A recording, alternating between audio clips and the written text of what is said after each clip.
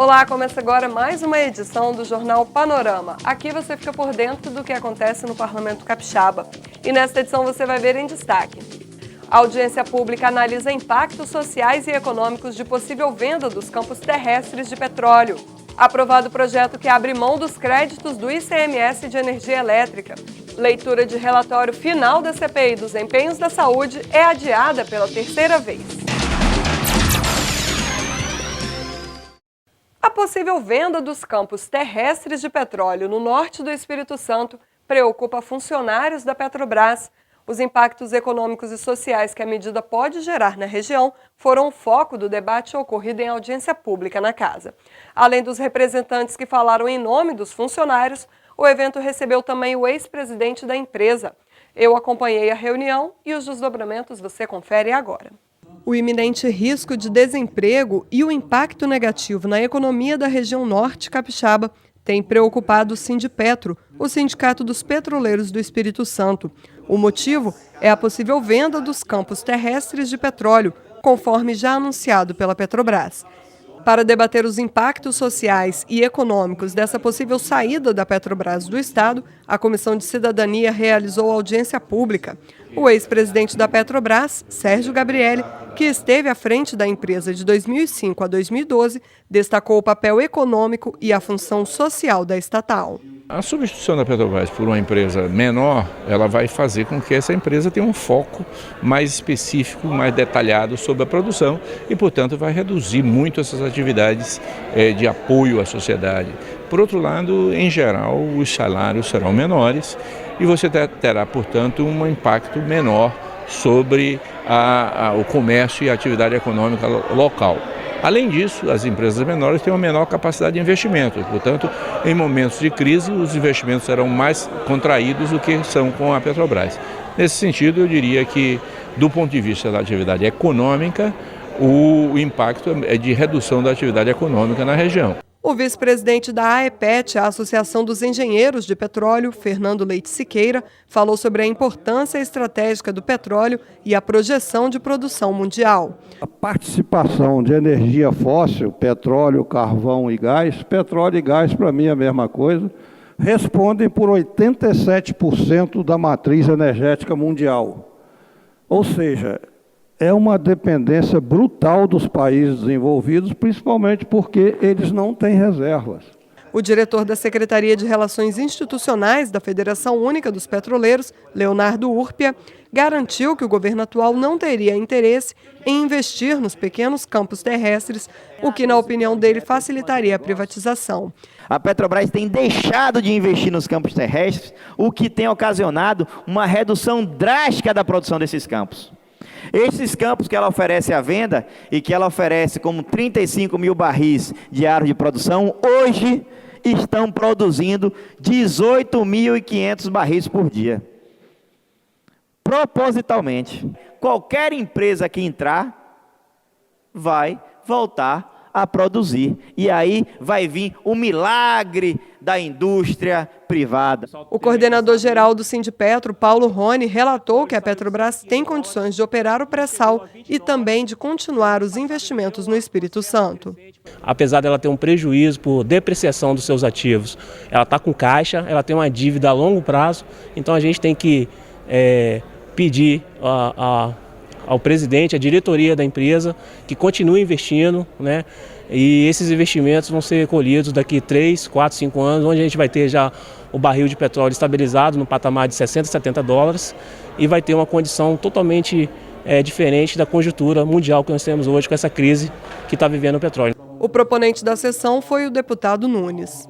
Nós entendemos que tinha grande repercussão, né, essa questão da venda do campos do petróleo lá de São Mateus, e a gente naturalmente acatou essa solicitação, realizamos essa audiência pública com a participação muito grande de vários companheiros, não só do sindicato, mas também da população do município de São Mateus, no sentido da gente sensibilizar não só o nosso governo, mas também toda a sociedade da importância que é para o município de São Mateus e também para o estado do Espírito Santo essa questão da empresa aqui no nosso estado.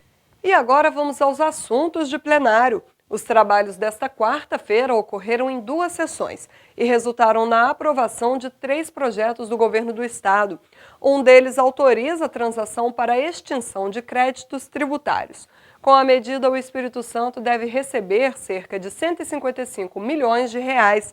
Mais informações a gente sabe agora com Gabriela Zorzal, que acompanhou toda a movimentação.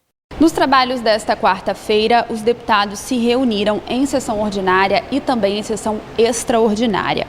Na sessão extraordinária, destaque para a aprovação de um projeto de lei de autoria do governo, que autoriza o executivo a fazer acordo para colocar fim a disputas administrativas e judiciais referentes a créditos tributários de ICMS na energia elétrica. A nossa equipe conversou com o vice-líder do governo, o deputado estadual Eric Musso, sobre a matéria. Essa matéria extingue créditos que estão de forma judicializada do ICMS sobre a questão da energia elétrica. São brigas judiciais que muitas das vezes acontecem e que algumas das vezes o Estado ganha algumas ações, outras não. E esse projeto ele vem então extinguir esse tipo de ação para que o Estado, dentro desse conteúdo, ele possa aportar mais de 40 milhões de reais que serão aí distribuídos aos municípios capixabas. Então, nesse momento de crise, no momento onde tanto o governo quanto os municípios têm passado por dificuldades financeiras, o Estado, então, dentro desse projeto, enviará aos 78 municípios capixaba um montante de mais de 40 milhões de reais, que irá, sem dúvida alguma, ajudar a todos os prefeitos e a todos os municípios capixabas. E outros 2 projetos de autoria do governo também foram aprovados pelo plenário. Um deles permite que a fiscalização e inspeção de produtos e subprodutos de origem animal sejam feitas por empresas terceirizadas, um serviço que era exclusivo do poder público.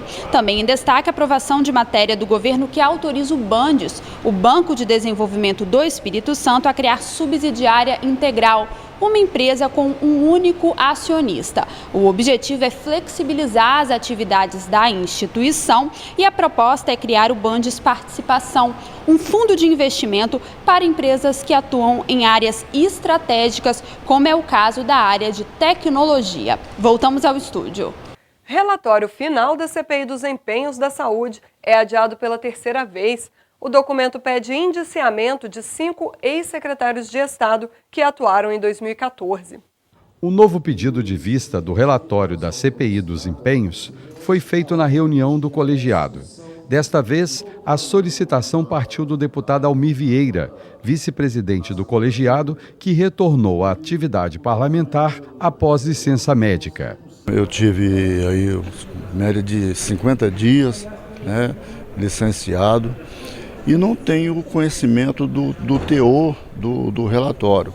Então, eu acho até temerário a gente chegar sem ter conhecimento e, de repente, proferir um voto favorável ou contrário ao relatório. Então, esse é o principal motivo que eu pedi vista desse processo, que, apesar de acreditar muito no trabalho do deputado Euclério Sampaio, que deve com certeza ter feito um brilhante relatório. O deputado é o 3º parlamentar a pedir prazo para analisar relatório do deputado Euclério Sampaio, lido no dia 18 de maio. Antes dele, Dari Pagum e Eric Musso haviam pedido prazo para analisar o documento. O parecer apontou a realização de quase 300 milhões de reais em despesas sem previsão orçamentária e pediu o indiciamento de 5 ex-secretários de Estado. Eles atuaram no governo do Estado durante o ano de 2014, período que é objeto de análise da CPI. 1 litro de óleo de fritura é o suficiente para contaminar até 25 mil litros de água. Também causa entupimento de tubulações dentro de casa e na rede pública de esgoto. Mas, infelizmente, a prática de jogar o resíduo no ralo da pia ainda é comum nos lares dos capixabas. Por isso, a deputada Raquel Lessa enviou o pedido ao governo para que elabore projeto de lei e regulamente o descarte do óleo usado. A ideia é criar postos de coleta para reaproveitar o material. Nós estamos pedindo ao governo do estado para remeter para essa casa de lei um projeto onde nós vamos reaproveitar o óleo de cozinha.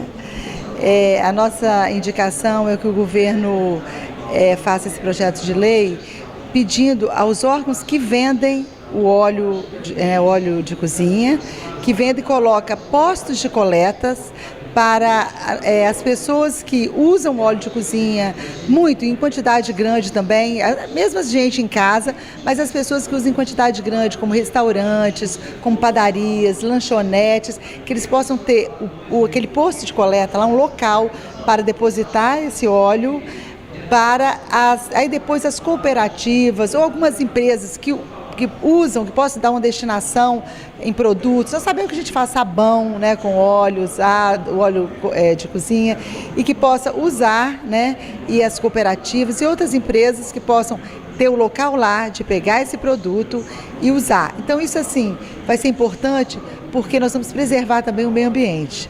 Imagine 100% dos lares capixabas usando energia limpa, vinda de fontes renováveis. Além de proteger o meio ambiente, com a medida seria possível reduzir os gastos com a conta de luz. Por isso, o deputado Rafael Favato apresentou o projeto que institui a política estadual para a geração de energia elétrica. Levar essa tecnologia para o cidadão, diminuindo a carga tributária em cima que incide sobre esses equipamentos, para que chegue até a população esse tipo de energia que é a energia solar, a energia limpa. Então é muito importante que toda a sociedade se movimente, né, em busca de novas tecnologias, e essa tecnologia da energia solar gera emprego, gera renda, né, aqui no estado do Espírito Santo, porque aí as indústrias poderão se instalarem aqui no estado, uma geração de mão de obra até mesmo especializada no assunto, e vai levar até o cidadão, que é o beneficiário final. Cada cidadão, cada casa poderá gerar a sua própria energia, tendo os painéis solares, tendo ali na sua residência um gerador. Cuidar da saúde da boca traz benefícios que vão além da estética. Manter os dentes e gengivas limpos e saudáveis evitam problemas como tártaro, cárie, gengivite e até mesmo infecções mais graves. Pensando nisso, o deputado Amaro Neto apresentou o projeto que institui a Semana Estadual da Saúde Bucal. O objetivo é incentivar hábitos de higiene nos capixabas. Pouca gente sabe, mas um atleta de basquete que atuou até aqui no Espírito Santo, ele faleceu por causa de um problema que ele teve de bactéria num problema dentário. Ele não cuidou com afinco desse problema e acabou morrendo do coração em São Paulo. Então, assim, qualquer problema que nós temos nos dentes, se não for bem cuidado, bem tratado, e o profissional observar o que está acontecendo, isso pode ocasionar morte. E eu sempre falo isso também na televisão. Então seria importante a gente começar a criar uma cultura aqui no nosso estado.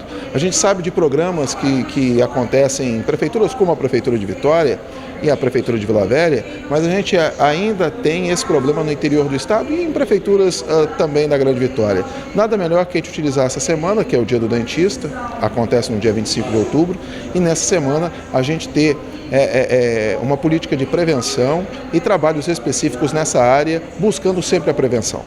Esta edição do Jornal Panorama fica por aqui, mas você pode continuar acompanhando as notícias da Assembleia no site da Casa e nas redes sociais. Obrigada pela companhia de sempre e até o nosso próximo encontro.